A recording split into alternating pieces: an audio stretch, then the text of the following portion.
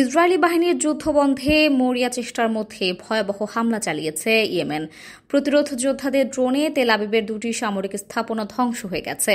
প্রতিরক্ষা ভেদ করে শক্তিশালী এ ড্রোনের হামলায় কেঁপে উঠেছে গোটা তেল আবিব। ইসরায়েলের পাশাপাশি একই সময় লোহিত সাগরে থাকা মার্কিন নৌবহরেও বিধ্বংসী এক হামলা চালিয়েছে প্রতিরোধ যোদ্ধাদের দলটি। ফিলিস্তিনে আগ্রাসন বন্ধ না করলে দখলদারদের এক মুহূর্ত নিস্তার দেওয়া হবে না বলে চূড়ান্ত হুঁশিয়ার দিয়েছে ইয়েমেন।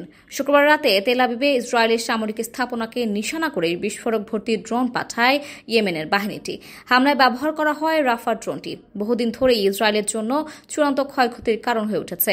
প্রায় ২৫০০ কিলোমিটার উড়ে গিয়ে তেল আবিবে আছড়ে পড়ে বিস্ফোরকবাহী ড্রোনগুলো। পরেই তেল আবিবে বড় বিস্ফোরণের শব্দ শোনা যায়। আগুন ধরে যায় বেশ কিছু স্থাপনায়।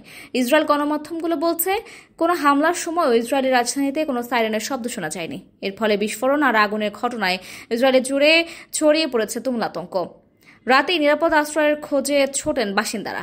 ইয়েমেনের একের পর এক মিসাইল আর ড্রোনের হামলায় ভেঙে পড়ার মুখে ইসরায়েল।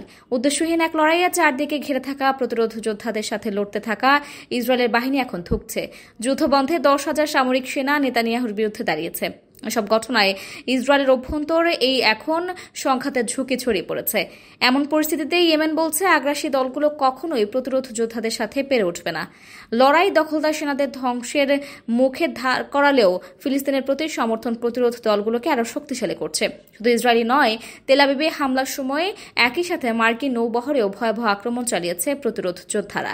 ক্রুজ মিসাইল আর ড্রোনের বহরের শক্তিশালী হামলায় ব্যাপক ক্ষয়ক্ষতির মুখে পড়েছে মার্কিন বিমান বাহিনীর রণতরী ইউএসএস ট্রুম্যান।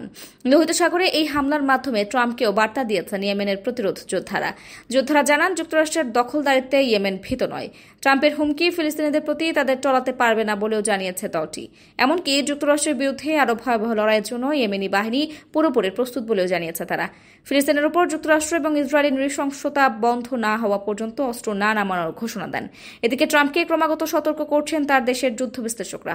ইয়েমেনের প্রতিরোধ দলটিকে যে মার্কিন এসব হামলায় ধ্বংস করা সম্ভব না সেটা বারবার বলছেন তারা। গণমাধ্যমগুলো বলছে, ১ মাসের কম সময়ে $1 বিলিয়ন ক্ষতির মুখে পড়া মার্কিন বাহিনী এখন মরিয়া হয়ে ইয়েমেনে হামলা বন্ধের পথ খুঁজছে।